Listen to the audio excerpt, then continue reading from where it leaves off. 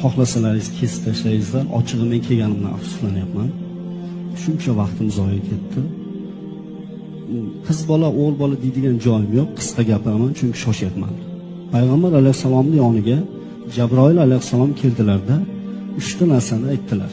Ey Muhammad, xohlagan ishingizni qiling.